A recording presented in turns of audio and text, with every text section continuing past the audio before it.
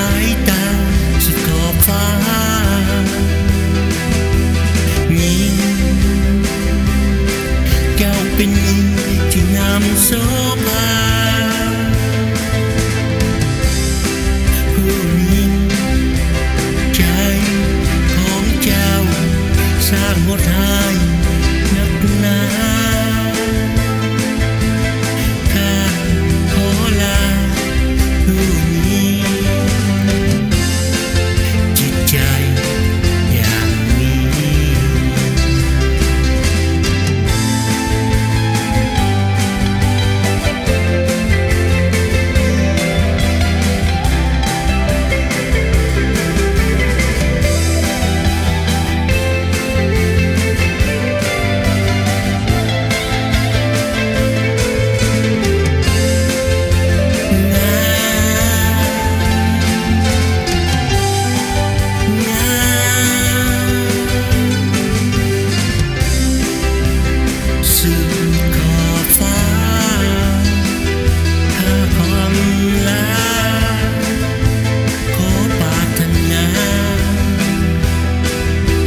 ได้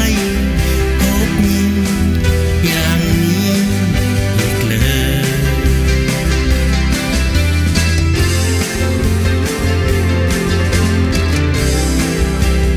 ยิ่งแก้วเป็นยิ่งที่มีปัญหาสอกขาหัวใจผู้สายอย่าหลงมัวเมาสายตาของยิ่งที่วันว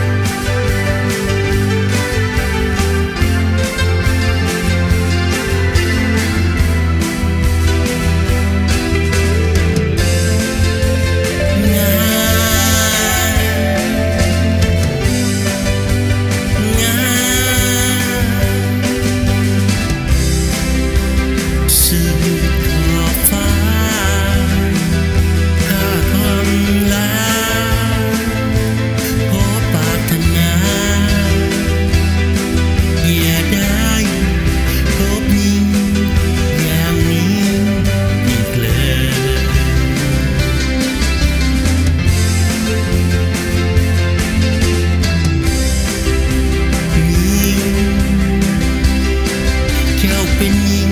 ที่มีปัญหาสอกขาหัวใจผู้สาว